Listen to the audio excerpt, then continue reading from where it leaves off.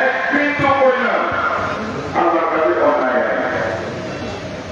এগুলো অন্যায় করার জন্য করা, অন্যায্য করা, অন্যায্য বলা, এগুলো মানুষের চরিত্র, আমাদের চরিত্র, এটা আল্লাহ পাঠ্যবান করার নয়। সেই জন্য যারা সৎকর্মশীল এবং সাথে ইমানদার, শুধু সৎকর্মশীল এতটুকু যথেষ্ট নয়, তার আগে তাকে ইমানদার হতে হবে আল্লাহর নিকট থেকে পুরস্কার প্রাপ্তির জন্য।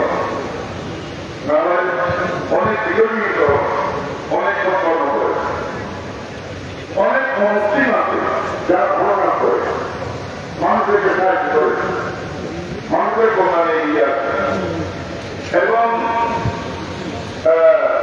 যারা ভালো কথা বলে, ভালো কাজ করে, মানুষের উন্নয়নের মাধ্যমে উন্নয়নের পথ দেখা, কিন্তু ইমানদার নয়, তারা সব কর্মশীল, যারা সব কর্মশীল এবং ইমানদার নয়, তাদের প্রাপ্তি মানুষের কাছে।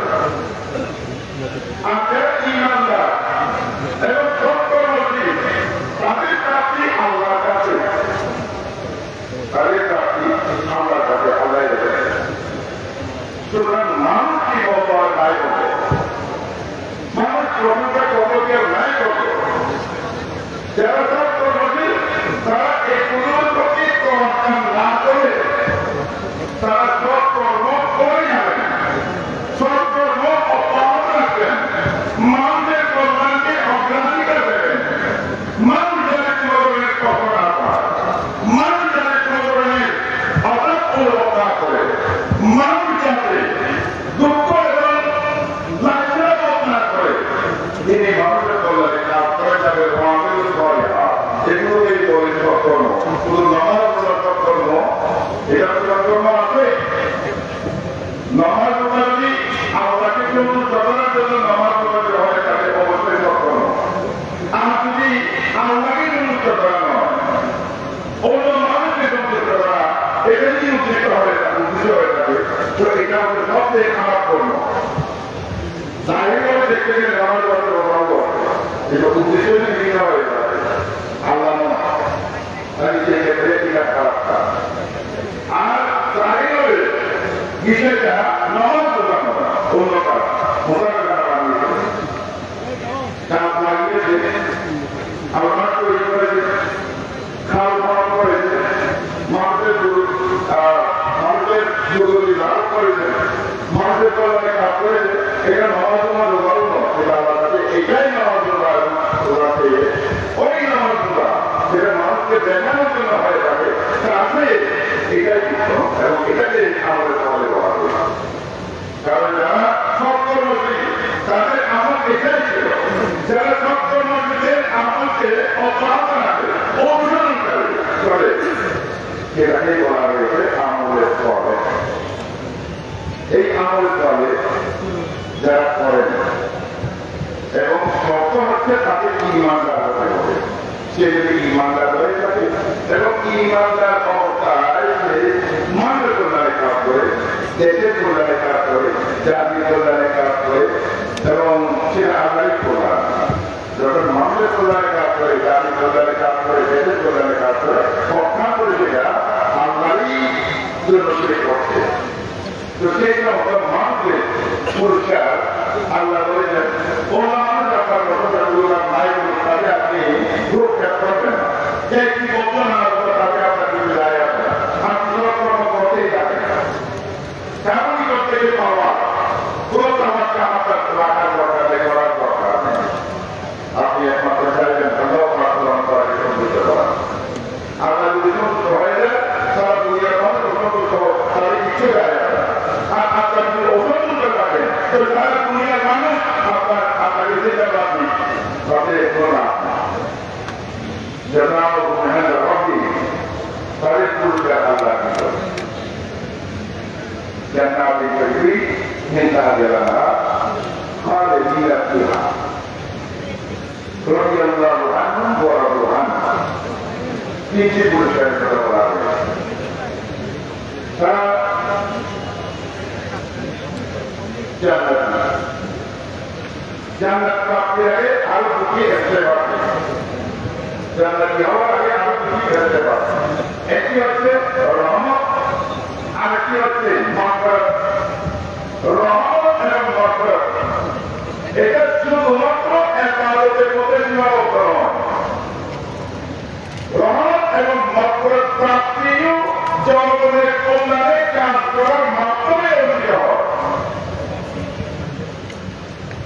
আল্লাহর রহমত এবং আল্লাহর মাগফিরাত আর আল্লাহ তাকে সেই সুযোগটা দেন যাকে আল্লাহ যোগ্য মনে করেন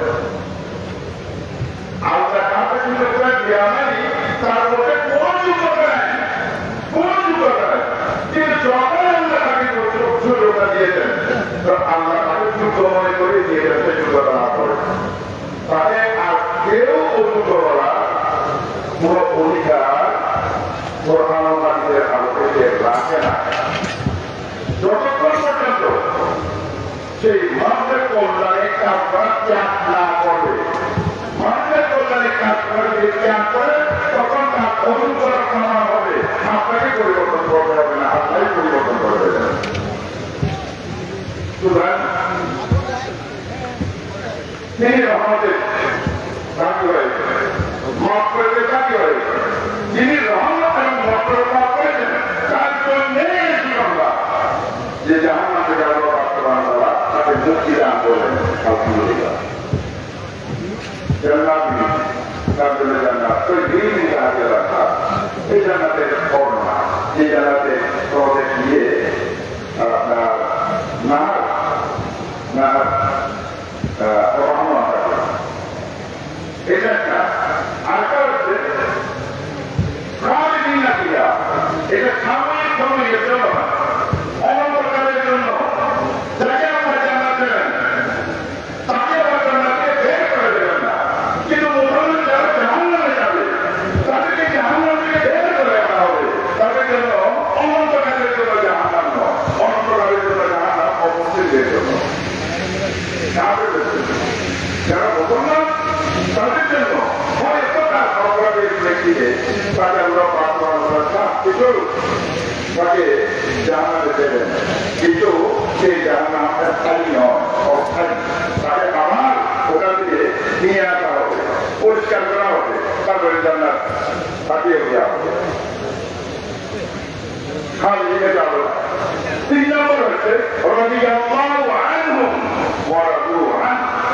তারা আল্লাহর উপর সন্তুষ্ট এবং আল্লাহ তাদের উপর সন্তুষ্ট এটা হচ্ছে জান্নাত থেকে বড় প্রাপ্তি জান্নাত থেকে বড় প্রাপ্তি হলো যে তারা আল্লাহর উপর রাজি এবং আল্লাহর বাস্তবায়ন তারা তাদের উপর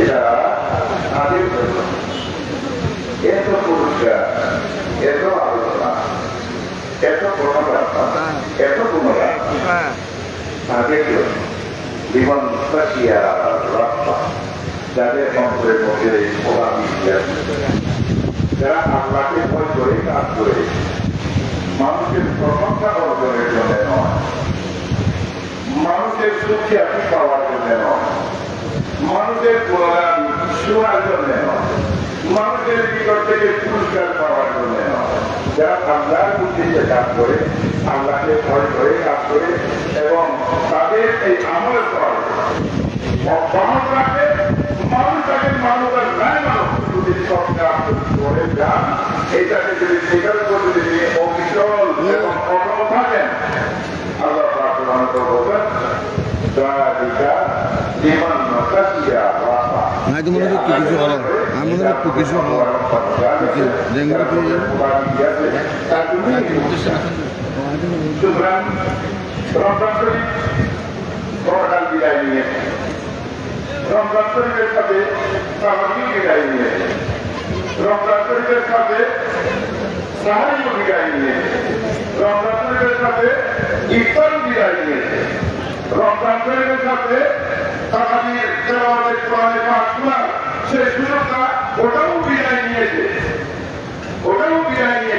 এগুলো কিন্তু বিদায় নিয়েছে কিন্তু রেখে গেছে রমজান শরীফ এসেছিল দেওয়ার জন্য, কিন্তু এগুলো সব নিয়ে গেছে, তারাবি চলে গেছে, ইফতার চলে গেছে, সাহারি চলে গেছে, আপনার রোজার নিয়ত চলে গেছে, রমজান পুরে নিয়ে গেছে, কিন্তু লেগে গেছে যেটা হচ্ছে মানে রেখে গেছে তকওয়া। যদি সেহের সাথে যদি তকওয়াকে বিদায় করবি, ইফতারের সাথে যদি তকওয়াকে বিদায় করবি, তারাবির সাথে যদি তকওয়াকে বিদায় করবি, তাহলে আমাদের কাছে কিছু থাকলো না, আমাদের কাছে থাকলোই না। ভালো মানুষরা কোথা থেকে হবো? ভালো মানুষরা এগুলোই হয়ে থাকে, যেটা বিদায় নিয়ে সেটা বিদায় নিয়ে গেছে, কিন্তু যেটা রেখে গেছে তকওয়া এবং কোরআন। এখানে যদি আমরা আমাদের পাপের হিসেবে গ্রহণ করি, আমাদের পবিত্রের চলার মধ্যে একটা বিধান হিসেবে যদি আমরা ধরে নিই, তাহলে সৎকর্ম করা আমাদের জন্য কঠিন কিছুই না। যে মানল যে না মানল এটাতে কিছু আসে যায় না। আপনার কাজ আপনি করে যাবেন, আপনাদের কাজ আপনারা করে যাবেন, আমাদের কাজ আমরা করে যাবেন। পুরস্কার আল্লাহ আল্লাহ তাআলা আমাদের সকলকে আমাদের পরিবার তৌফিক দান করুন। এবং রমজানকে তকওয়া নিয়ে আমাদের নিকট আগমন করেছিল। রমজান মেহমান হিসেবে আল্লাহর কাছে চলে গেছেন, রমজান চলে গেছে এবং বাইরে সদর চলে গেছে, কিন্তু এই রমজান আর কোথা যে আল্লাহর কাছে আমাদের জন্য সম্মান করবে। যখন আমরা কঠিন অবস্থায় পড়ে যাব, তো কেউ যদি কিছু দিয়ে যদি সাহায্য করে, তো ভালো মানুষের চরিত্র বলো সেটাকে মনে রাখে যে আমার দুঃসময়ে উনি একটা কথা দিয়ে আমাকে সাহায্য করেছেন, একটা জামা দিয়ে আমাকে সাহায্য করেছেন, কিছু টাকা দিয়ে সাহায্য করেছেন। তো এটা আমরাও মনে রাখেন, এটা আমরাও মনে রাখেন। সুতরাং রমজানকে যারা এই রোজা রাখার মাধ্যমে আমরা অতিবাহিত করলাম, সম্মান করলাম, কোরআনের পাশে আবাদ করলাম এবং তকওয়া ইখতিয়ার করলাম, যে আমাদের ময়দানে আমাদেরকে তারা নিঃসঙ্গ ছেড়ে দেবে না, আমাদের সাথেই থাকবে। তারা আমাদের সবাইকে যারা একত্রিত করুন। আসসালামু আলাইকুম ওয়া রাহমাতুল্লাহি ওয়া বারাকাতুহু। একটু বলেন, আমি আপনাদেরকে নামাজের পদ্ধতিটা জানিয়ে দিই। কারণ বছরে একবার নামাজ তো ডেলি তারাবি জানাজা নামাজ, তারপরে আমাদেরকে জানাজা নামাজের নিয়ত শিখিয়ে দিতে পরে চলে গেছে, তারপরে জানাজা নামাজ নিয়ত অবগত করতে পারিনি। আমরা এখন আরো এখন আমরা ঈদের জামাত শুরু করবো ইনশাআল্লাহ। 2 রাকাত ঈদের নামাজ এবং এই 2 রাকাতের মধ্যে অতিরিক্ত 6 তকবীর হবে।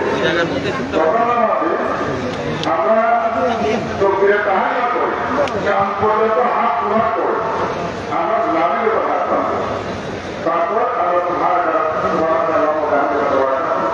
করে আমরা ফাড়া করবো। ফাড়া ফাড়ার পর আবার একটা তকবীর হবে, কান পর্যন্ত হাত করবো এবং ছেড়ে দেবো। আরেকটা তকবীর হবে, কান পর্যন্ত হাত করবো, ছেড়ে দেবো। আরেকটা তকবীর হবে, কান পর্যন্ত হাত করবো, আবার কত তকবীরে নিয়ে লাভের উপর হাত ছেড়ে দেবো। তারপরে সূরা ফাতিহা হবে, আরেকটা সূরা হবে, আমরা রুকুতে চলে যাবো, শেষ করবো। দ্বিতীয় রাকাত হবে, দ্বিতীয় রাকাতের মধ্যে প্রথমে পুরো ফাতিহা হবে, আরেকটা সূরা হবে, এটা শেষ হওয়ার পর আমরা কান পর্যন্ত হাত করবো, ছেড়ে দেবো। আমরা হাত তকবীরে কান পর্যন্ত হাত করবো, ছেড়ে দেবো। আরেকটা তকবীরে কান পর্যন্ত হাত করবো, ছেড়ে দেবো। এবং চতুর্থ তকবীরে কান পর্যন্ত হাত করা ছাড়া আমরা সরাসরি রুকুতে চলে যাবো। এরপরে কথা হবে, তারপরে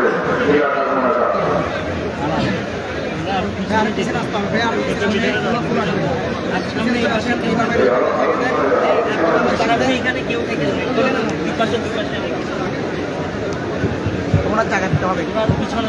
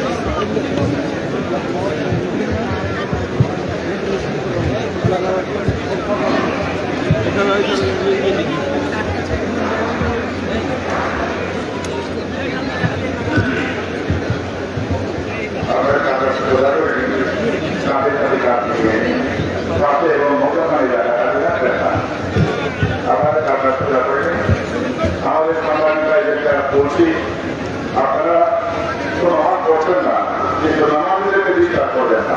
আপনারা কোনো কথা বলবেন না, আপনাদের সঙ্গে আপনারা করে যাবেন, আমাদেরকে করতে দেন।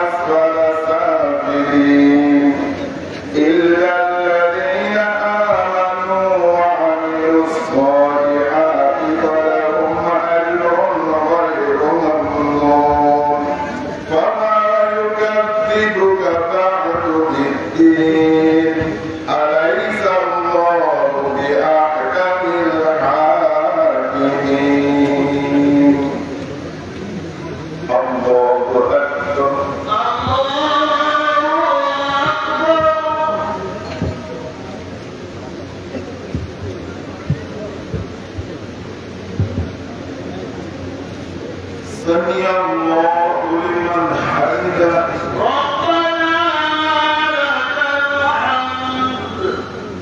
الحمد الله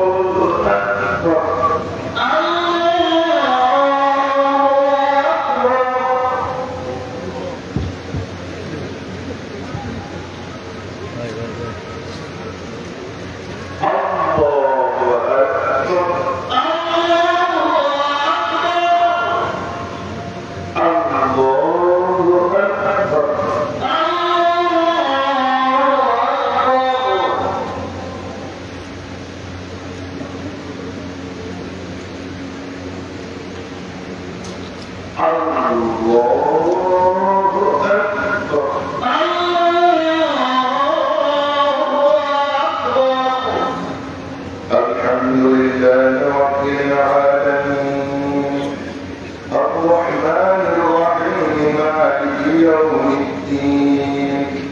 إياك نعبد وإياك نستعين اهدنا الصراط المستقيم صراط الذين أنعمت عليهم غير المغضوب عليهم ولا الضالين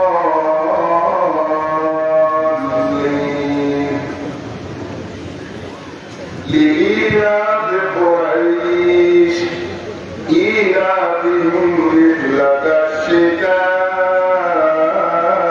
والصيف فليعبدوا رب هذا البيت الذي أطعمهم من جوع وآمنهم من خوف. الله أكبر الله أكبر الله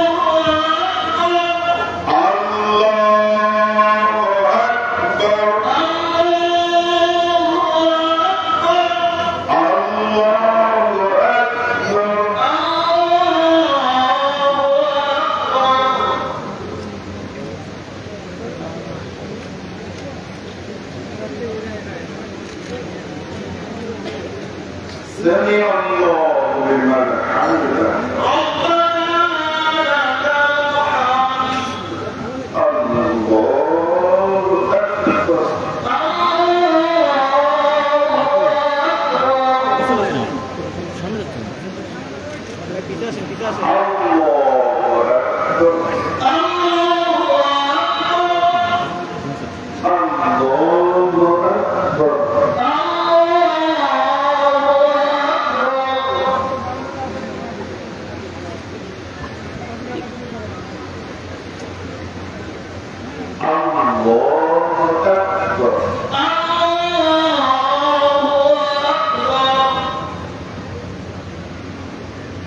সামনে একটু পিঠা করে দিচ্ছি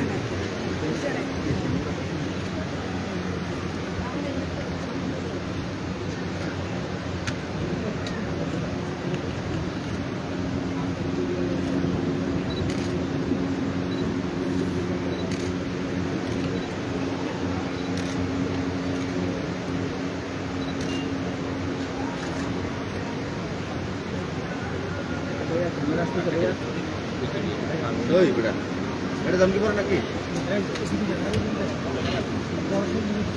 السلام عليكم ورحمة الله. السلام عليكم ورحمة الله.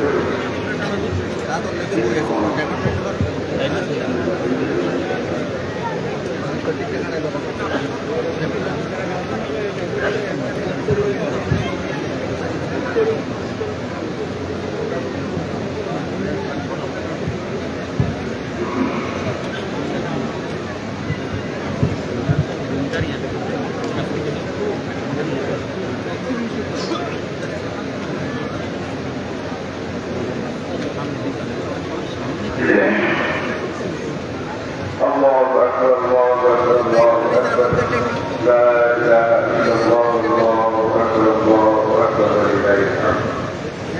الحمد لله الذي أكبر. الحمد لله العلي المجيد ذي الجود والجود القديم والجديد. أشهد أن لا إله إلا الله وحده لا شريك له وأمره من حبل الوليد ولله الحمد والتوفيق. سبحان الذي أعطى في شهر رمضان شهر الرحمة والغفران شهر في ليلة القدر خير من ألف شهر. من قام وقام في أيامه ولياليه استحق الثواب المزيد. سبحانه ما أعطى الخالق وعلى للقائمين والقائمين رجال من معارض يوم القريب قائلا وإلينا المصير. أشهد أن سيدنا ونبينا ومولانا محمدا عبده ورسوله الذي هدى الخلق إلى الصراط المستقيم وأخرجه من صحابة النار إلى دار النعيم وتكفر بشفاعة الغطاة يوم الوعيد. صلى الله وسلم عليه وعلى آله وصحبه صلاة دائمة لا تنقضي ولا تبيد. أما بعد فأعوذ بالله من الشيطان الرجيم. بسم الله الرحمن الرحيم. ربنا أنزل علينا مائدة من السماء تكون لنا عيدا لأولنا وآخرنا وآية منك وارزقنا وأنت خير الرازقين. يا أيها الحاضرون الكرام اذكروا العذاب عنه الصالحة ومن أمره السابقة حيث أعاد عليكم هوائي الكفر والزنا وأضل عليكم هذا اليوم الأضحى يوم العيد يوم الفطر من الصيام والتوبة من الآثام يوم السرور والفرحة والإنابة فتنزل فيه الملائكة عنها من السماوات لمعاينة عبادات العبيد. فاتقوا الله واجتنبوا به النار طلبا من الحسنى والزيادة وتوبوا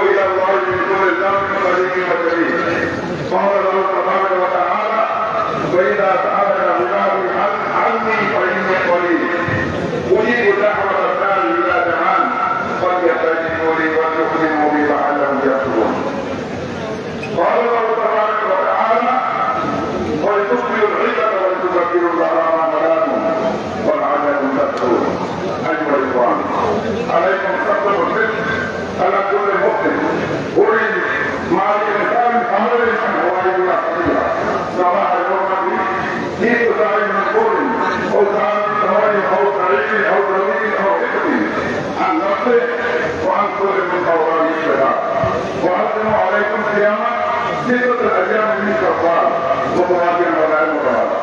قال النبي صلى الله عليه وسلم: من صام رمضان وأتبعه 6 من شوال كأنما صام الدهر كله.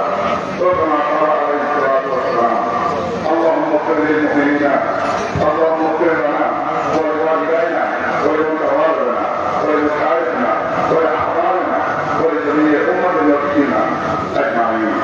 الله أكبر الله أكبر والحمد لله كثيرا، الله أكبر كبيرا والحمد لله كثيرا وسبحان الله بكرة وأصيلا. وصلى الله وسلم على نبينا محمد وعلى آله وصحبه تسليما كثيرا كثيرا.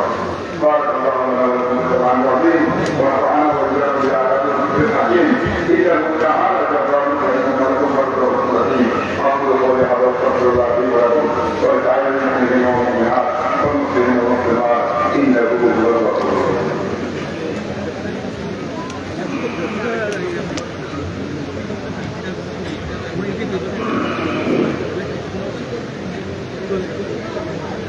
الحمد لله الذي جعل هذا اليوم إلى للمسلمين واتقاء لأمور المؤمنين.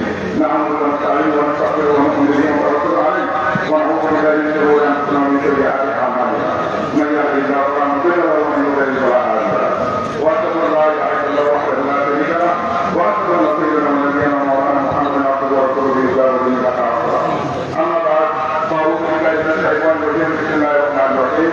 إن الله وملائكته يصلون على النبي يا أيها الذين آمنوا صلوا عليه وسلموا تسليما.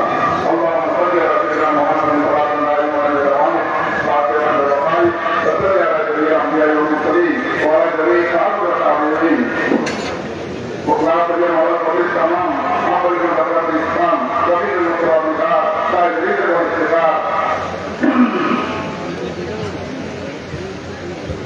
سيدنا أبي بكر الصديق رضي الله عنه ولا تعيب العقل والإحسان وليس المصر والمنبر والنفاق الذي لا يجوز مواهب من أهل الكتاب سيدنا عمر بن الخطاب رضي الله عنه ولا تعيب الحلال والإخوان الذي تأتيه طائفة الرحمن جامع آيات القرآن سيدنا عثمان بن عفان رضي الله عنه ولا أحسد الخالد إمام المكة والمغارب للمنافع والمناطق حقيق رسول زوج الظهور سيدنا علي بن أبي طالب إن شاء الله وعلى الثاني عن رأيك في نوعين الكريمين سيدنا أبي محمد الحسن وسيدنا عبد الله الثاني رضي الله عنهما وعلى أمهما سكينة النساء الطيبة الطاهرة العابدة الزاهرة فاطمة الزهراء سلام الله عليها وعلى أمهاتهم والجماعة والرحمن إلا الله وإلا الناس سيدنا محمد رضي الله عنه وعلى سائر جنات رسول الله وأولاده وأزواج أمهات المؤمنين وعلى سائر الأرض والعابدين وعلى جميع أئمة الدين ومن طبيعهم وحديثها ومن قال فهم وتتحرك وصرا. اللهم اغفر للمؤمنين والمؤمنات والمسلمين والمسلمات الأحياء منهم والأموات. اللهم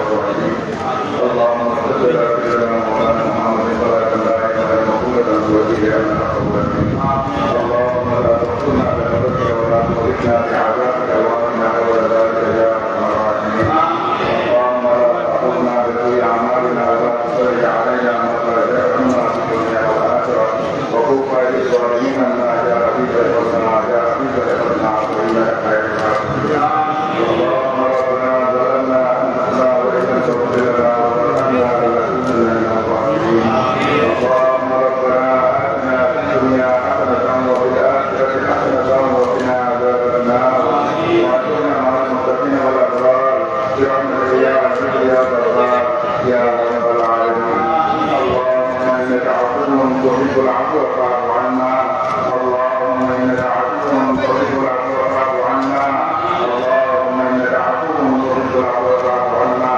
اللهم اجعلنا من التوابين واجعلنا من المتطهرين اللهم اجعلنا من المغفورين ولا تجعلنا من المغفورين اللهم اجعلنا من المغفورين ولا تجعلنا من المحرومين اللهم اجعلنا من التوابين اللهم اجعلنا من المستغفرين اللهم اجعلنا من عبادك الظالمين والراكعين والساجدين اللهم اجعلنا من عبادك الظالمين اللهم اجعلنا من عبادك المخلصين اللهم اجعلنا من عبادك الصالحين اللهم اجعلنا من عبادك المتقين اللهم اجعلنا من عبادك المحسنين اللهم اجعلنا من عبادك الصالحين واجعلنا من عبادك الذين لا خوف عليهم ولا هم يحزنون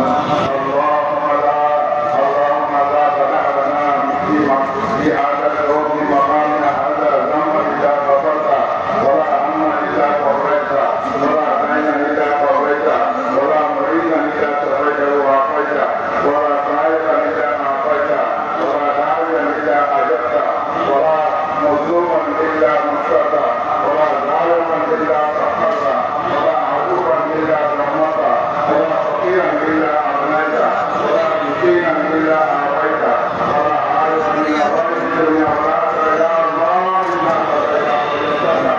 يا رب العالمين يا رب العالمين يا رب العالمين يا اكرم الاكرمين يا اكرم الاكرمين يا اكرم الاكرمين لا اله الا انت سبحانك اني كنت من الظالمين لا اله الا انت سبحانك اني كنت من الظالمين فاستجبنا له ونجيناه من الغم وكذلك ننجي المؤمنين اللهم اغفر اللهم اغفر اللهم اغفر ولوالديك ولمن ارحمنا اللهم اغفر لامه محمد صلى الله عليه وسلم اللهم اغفر ذنوبنا واستر عيوبنا واغفر ذنوبنا واحسن عاداتنا وعلم مقتلاتنا واغفر بلياتنا وارزقنا من عندك رزقا حسنا حلالا طيبا جبلا كثيرا واسعا مباركا يا خير الرازقين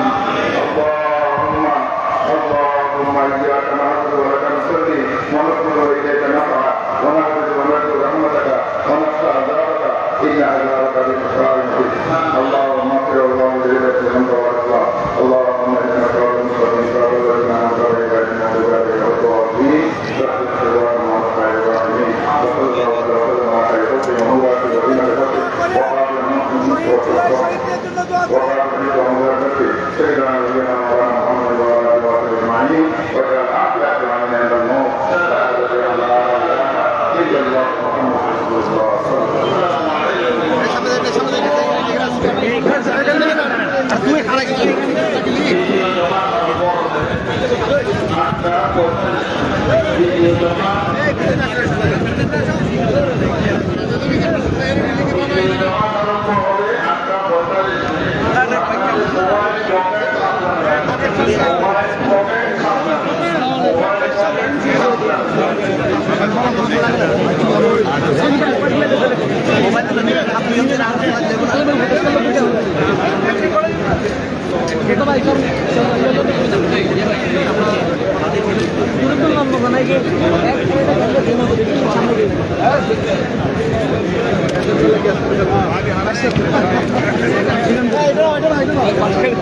আগে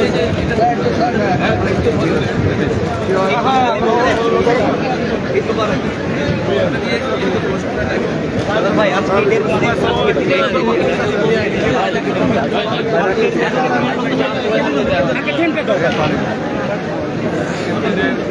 প্রত্যাশা হচ্ছে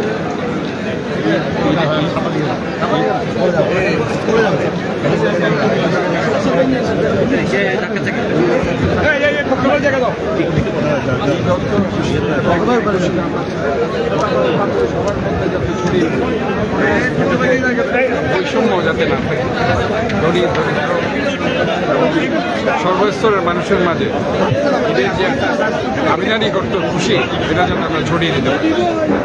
এটাই হচ্ছে আজকের দিন আমাদের প্রত্যয়, এবং আমরা সবাই মিলে এই শুধুমাত্র চট্টগ্রাম শহর নয়, সারা বাংলাদেশে দল মত নির্বিশেষে, জাতি ধর্ম বর্ণ নির্বিশেষে সবাই দুর্নীতিমুক্ত বাংলাদেশ